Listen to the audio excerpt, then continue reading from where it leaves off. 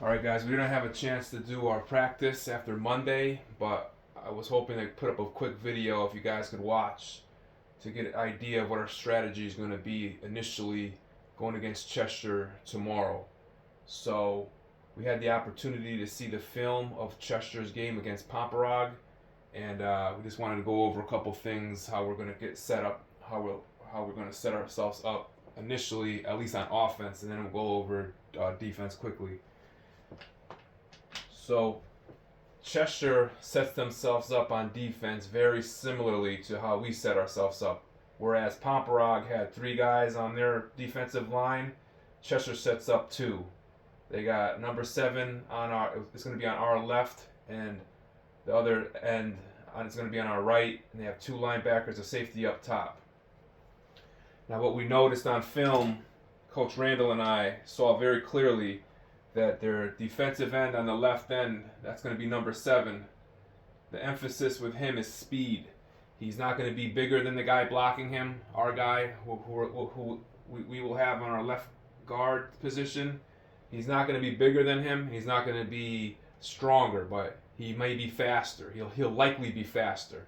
These guys set up way out, and they get down in their 3-point 3-point position is like they're like at a track meet, like when you see a sprint when they're down, ready for the sound of the gun to start the race, and he moves very quickly. So our emphasis is going to be on protecting the outside. He sometimes does cut inside, but he most often, like probably 80% of the time, he's cutting around. And against Pomperog, he was having success. So whoever we have on our left guard here, the idea is once that ball snaps to immediately shuffle back 2 steps, and then hit with the arm. It's going to be 2 steps, 1, 2, pop, pop, 2 steps back, 1, 2, pop, pop. We want him to go around. We're going to use that to our advantage that he swings around here. So as we set up initially, we're going to go the first play, whether or not, if we win the coin toss, we're going on offense. If we lose the coin toss, Cheshire may elect to go on defense, which will put us on offense, or they could elect to go on offense. So we don't know which way it's going to go, but if we do know if it's our call, we want to be on offense. If it ends up they want offense, if they win the coin toss and they want to go on offense first, then we'll send our defense out, obviously. But regardless, this is going to be our first offensive series. We're going to do green 1, which I know you guys don't have your wristbands. We'll have them at the game. But green 1 on the wristband sets you up to be just like you're seeing here with a Z on the left. The Z on the wristband, it's the Z on the left, center, guards, quarterback, X to the quarterback's right. And like I said, on the wristband, Y is to the outside end. So his Y's right foot is going to be on the left guard's, aligned with the left guard's left foot, going to the outside. And the way the play looks on the wristband is the ball snapped, Y comes out to block, is a lead block, it's a handoff to X, which is the way we've been practicing. That's Brody Welburn, who swings all the way around the opponent's defensive line. So we're going to change that up against Cheshire. And the change we're going to set up against Cheshire. Hopefully we're the first one to get the ball, but regardless, this is our first offense.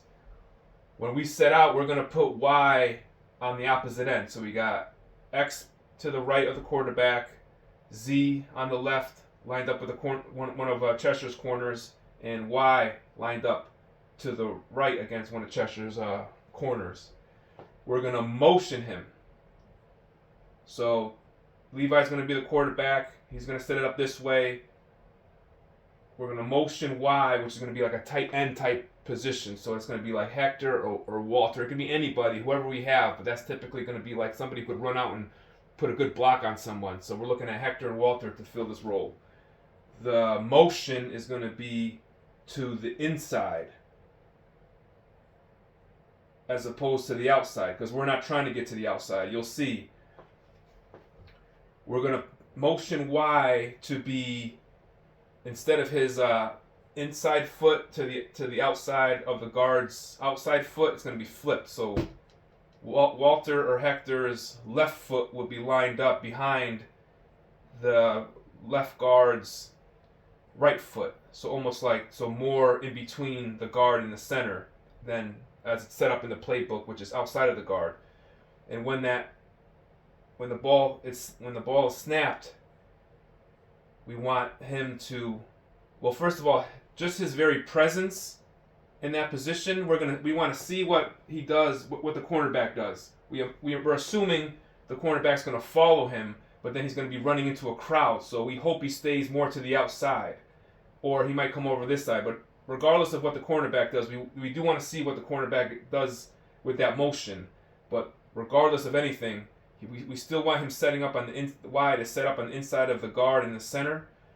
And when that ball gets, and like I said, just the presence of another body here will make it more likely that the number 7, that defensive end, will elect to cut outside, which is what we want. We don't want him cutting inside. We want him cutting to the outside. So when that ball gets snapped, it's very important for the left guard to take 2 very quick back steps, because that's going to open up the alley for Y to come through. And unless number 7, that defensive end, is already swooping around, we want Y to take his left hand, his left arm, and push off on the defensive end's right shoulder. Like, just give him a little chip block real quick.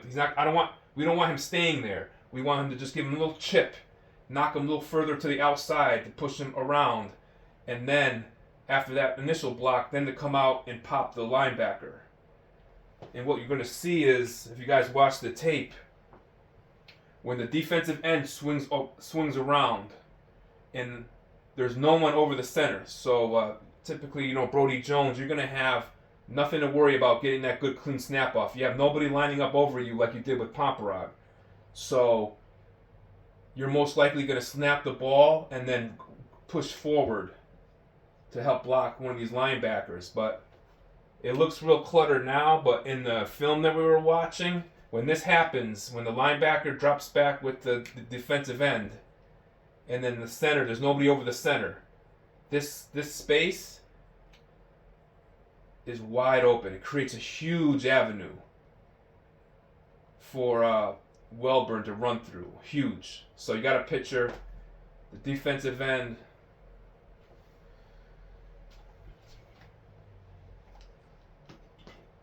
This defensive end is down here. Our guard is staying in front of him, keeping him from turning that corner. We got Y putting a good block on this linebacker here. Like I said, that's going to be Walter or Hector. And then it's very important here for that Z. That's going to be a receiver. Ryan or Aiko is going to be a receiver who's going to be coming out like being on a route. But in this play, we got to seal off that corridor. So you're going to be turning into a blocker real quick. You're going to run out. The guy's on you, and then you got to turn and just body him to make sure he doesn't get on your other side. Because if he reads the run, that this cornerback reads that run, he's going to try to cut in. It's this person's job to cut off that lane. And the idea is the handoff goes off clean, and Welburn has this open space, and is quick enough to traverse this alley before the safety could get over it to react. I'm seeing this like a touchdown. I'm seeing this as a possible big yard gain, if not a touchdown.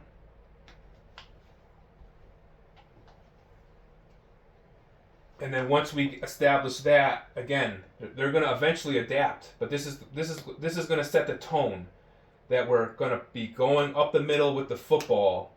And once we have success with this, which I know if everybody falls in on their assignment, we will have success. But like I said, everybody has a role to play.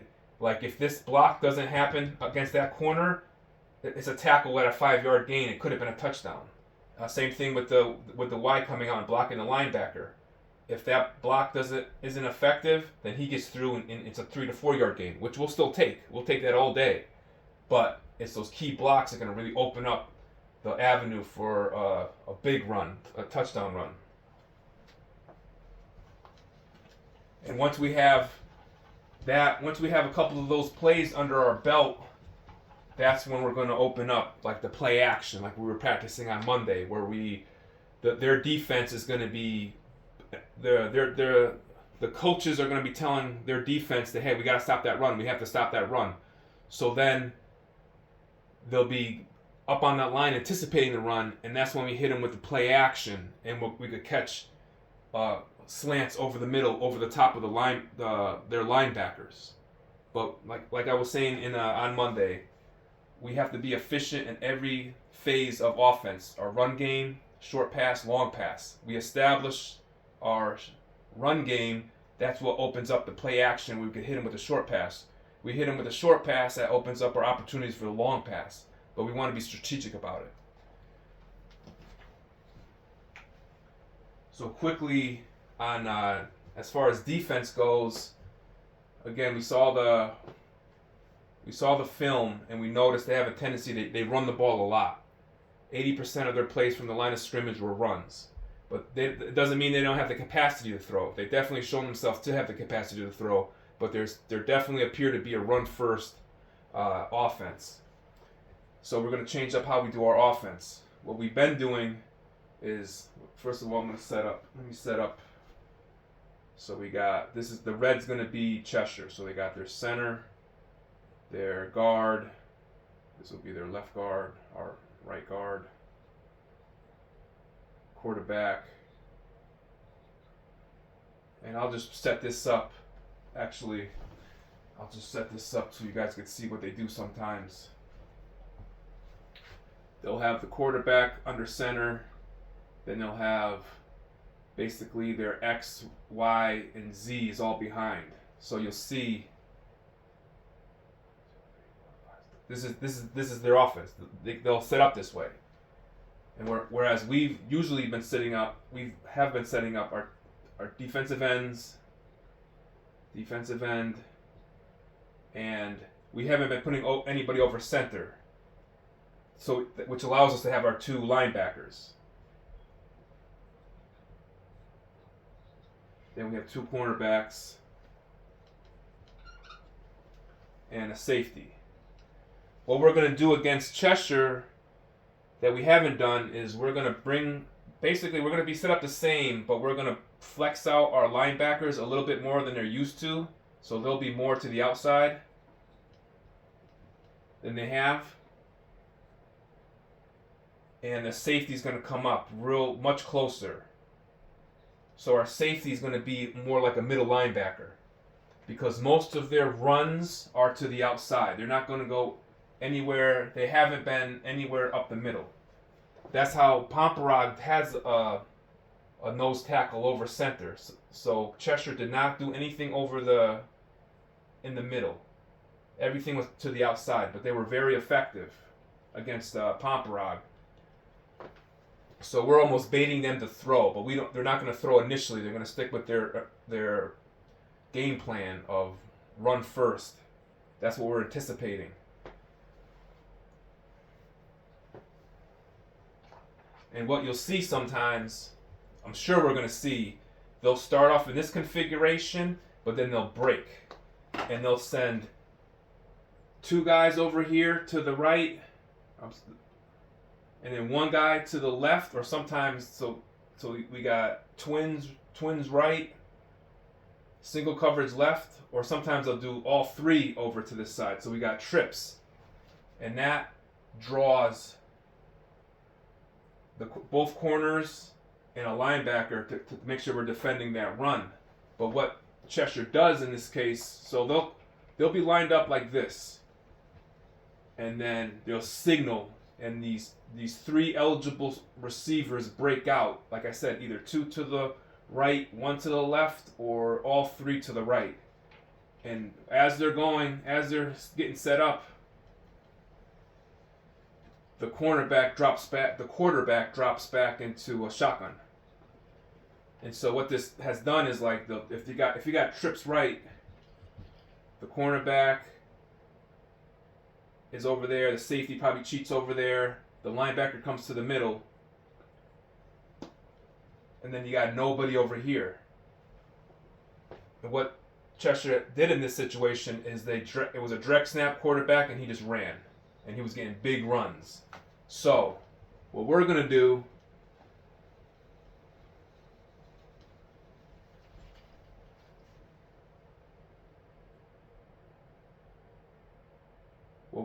is, regardless of how they break out, whether it's twins over here, single over here, let's just say it's trips. So we got trips over here. So that's going to draw both our cornerbacks going to go trips, cover the trips. We're going to have our left linebacker, he's staying on the outside. Like, he's like, our defensive end is here, our left linebacker is like right here. It's going to be typically Brody Welburn.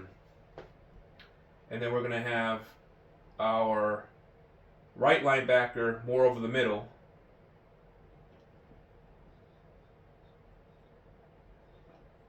And our safety is going to be between our linebacker and the corner, in the two corners here. So they're going to be a little bit back to ensure that it's not a pass, and we got good coverage. This is our right linebacker.